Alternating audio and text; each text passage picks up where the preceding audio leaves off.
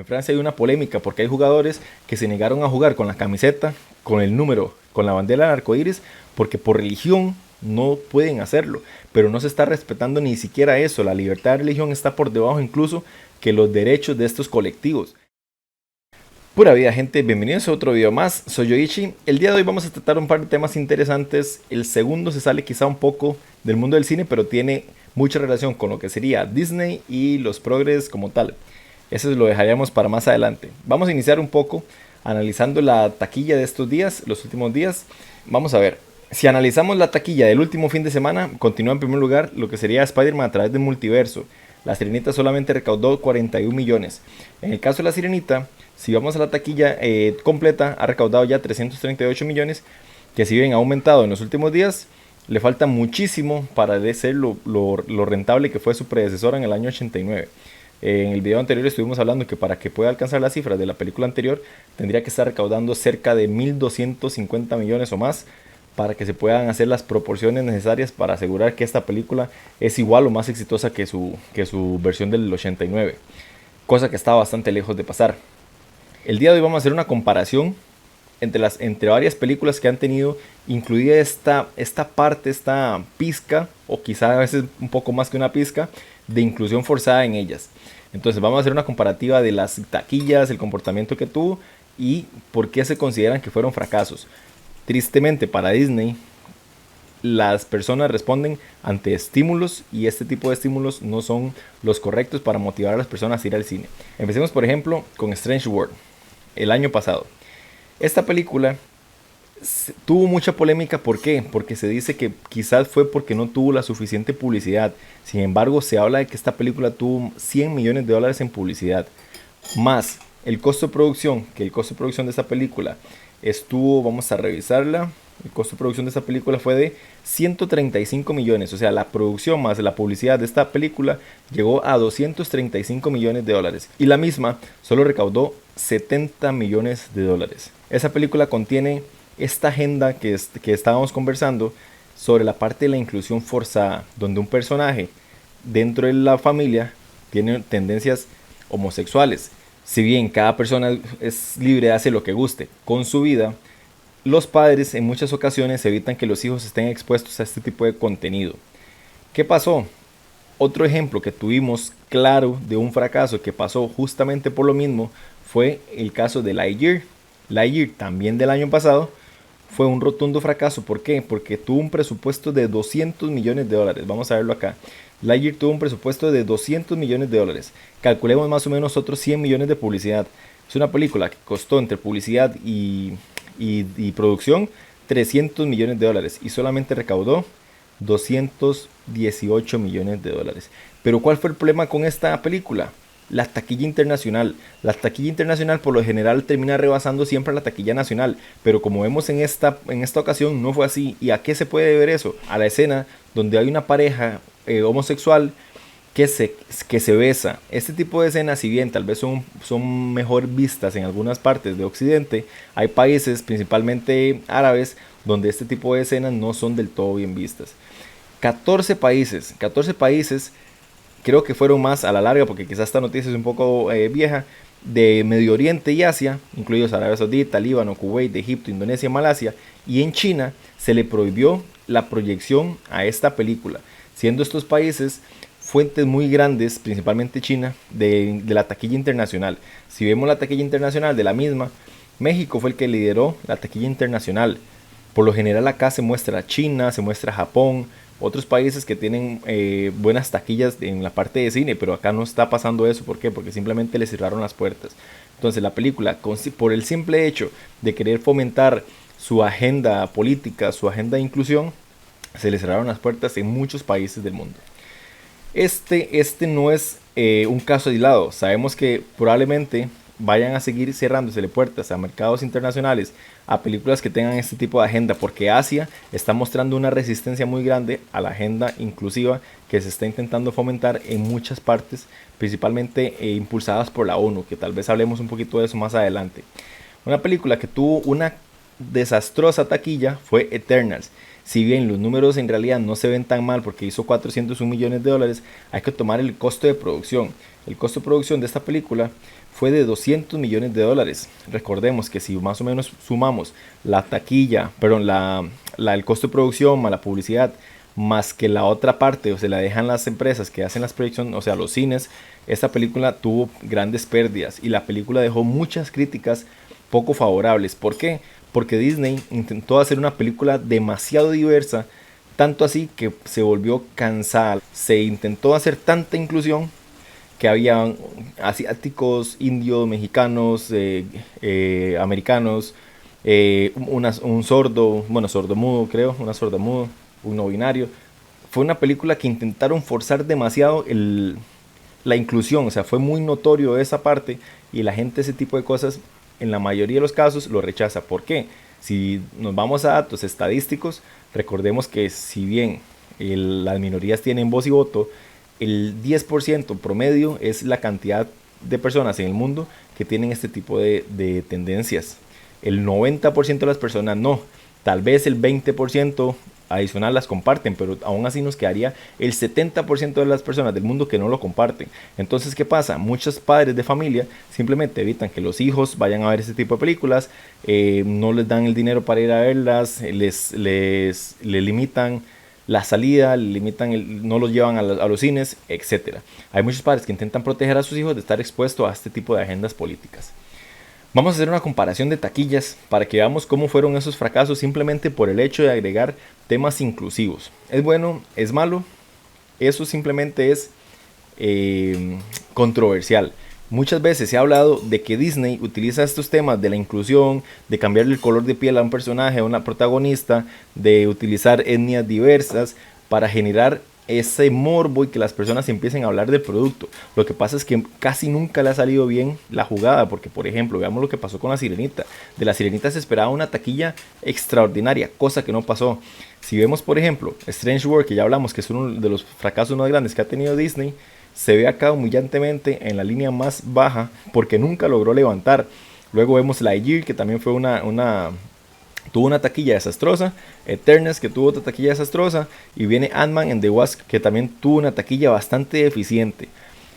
¿Por qué pongo esta otra película acá? Super Mario Bros.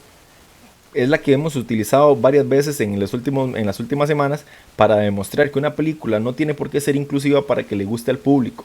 Una película, al contrario, entre más fácil de comprender, entre menos idealización política tenga, entre menos agenda tenga incluido, que le dé simplemente al público lo que él busca, va a tener un mejor rendimiento en taquillas, porque las personas van a ir al cine simplemente a disfrutar la historia de la película sin estar pensando en qué cosas de la agenda me irán a implementar hoy en la misma.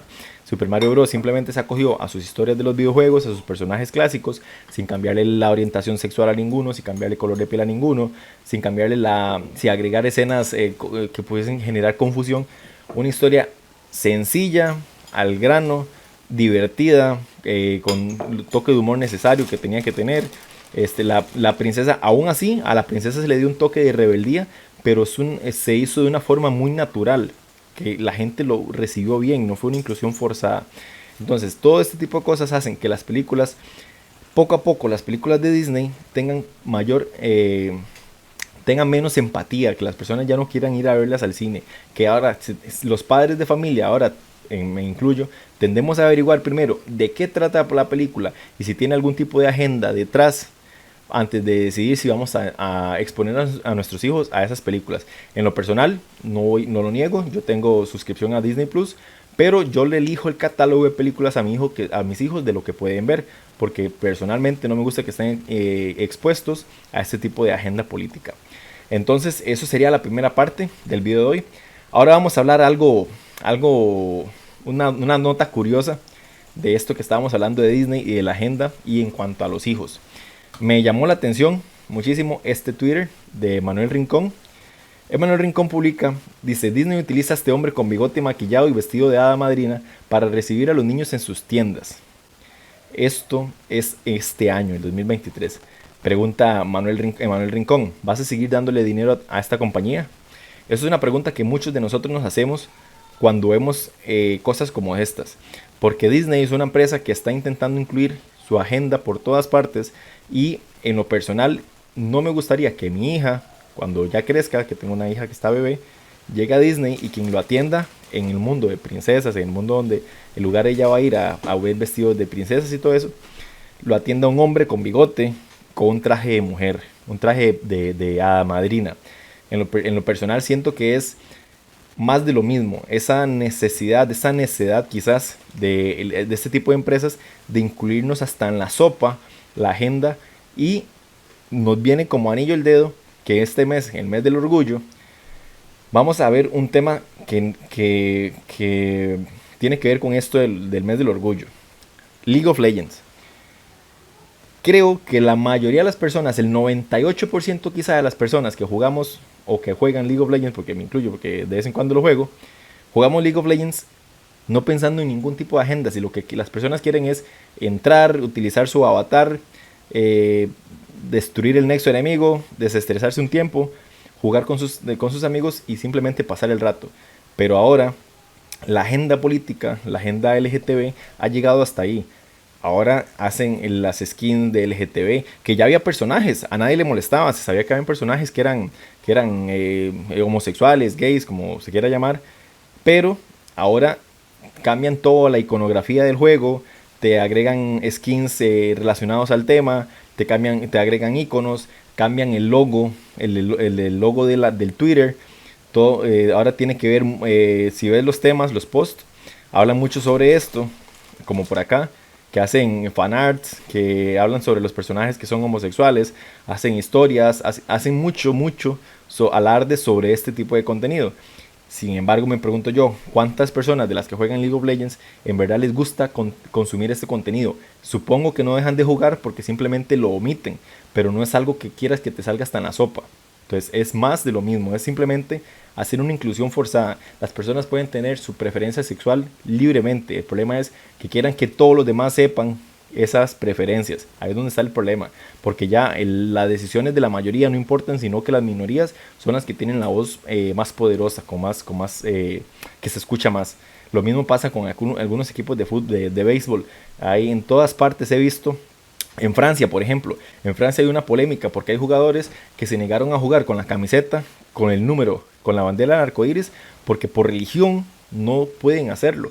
Pero no se está respetando ni siquiera eso. La libertad de religión está por debajo incluso que los derechos de estos colectivos. Es más importante para las empresas, los organismos de fútbol, estas empresas estas empresas que manejan los equipos, es más importante intentar reflejar su apertura hacia la diversidad sexual que respetar las creencias de una persona. Cuando eso no tendría por qué hacerse. Las personas tienen derecho a tener una creencia religiosa sin importar qué opinen los demás. Es una libertad que todos los seres humanos deberían tener. Entonces se está llegando a un punto donde se están irrespetando las libertades de uno simplemente por imponer las creencias de unas minorías. Con respecto a lo que hablaba hace un ratito, solamente para dejar un dato sobre que la ONU tiene mucho financiamiento para este tipo de campañas, la llamada Agenda 2030, que tal vez en algún momento nos desviemos otra vez de la parte de cine para hablar de estas cosas, la ONU ha estimado que el mundo necesitará invertir anualmente entre 3 a 5 billones de dólares estadounidenses para lograr los objetivos de desarrollo sostenible para la 2030. Esta Agenda 2030, que podrían buscarla tal vez en algunos otros videos para informarse un poco, es donde se incluyen todo este montón de cosas por el cual estamos viendo todo este tipo de películas en una empresa de entretenimiento que originalmente estaba pensada para niños. Porque quizás las personas adultas como nosotros tenemos un criterio ya formado y podemos filtrar la información. Pero los niños, si te ponen algo en la pantalla y no tienes ese criterio formado, van a absorberlo muy fácilmente y son más fáciles de manipular. Por eso hay la importancia de que los padres filtren el contenido que sus hijos ven. Entonces, en resumen, La Sirenita está siendo un fracaso. Eso ya lo sabemos, lo hemos hablado varias veces. Al igual que lo fue Strange World, Lightyear, Eternals, entre otros proyectos progre. Por ejemplo, recordemos también Cazafantasmas del 2015, creo que fue una de las primeras películas que se mostró tan intensamente esa necesidad de modificar los parámetros. Luego recordemos la fase 4 del MCU, que algunos le dijeron MCU porque cambiaron un montón de protagonistas masculinos por hacer este tema de la agenda inclusiva. Entonces, mientras Disney siga con ese patrón, las personas seguirán teniendo el mismo comportamiento, teniendo un rechazo hacia ese tipo de contenido. Entonces, eso sería todo por hoy. Muchísimas gracias por estar ahí. Si les gustó este tipo de videos que tienen un poquito más de contenido también sobre crítica y un poco de cine, me gustaría verlo en los comentarios para saber que podemos seguir por este camino. Muchísimas gracias por los comentarios, los likes, a las personas que me siguen. Si pueden, me siguen en redes sociales, se les agradecería un montón, principalmente en Twitter, que estoy empezando poco a poco a subir contenido por ahí para estar más en contacto con ustedes. Hay un par de temas que me gustaría tratar en próximos videos, que entre esos estaría los peligros de la inteligencia artificial y eso relacionado con el cine, pensando en Spider-Man a través del multiverso, que este tipo de arte ahora es muy sencillo de imitar con las inteligencias artificiales. Pero bueno, ya lo vamos a estar viendo en videos futuros. Muchísimas gracias por todo y hasta la próxima. Chao.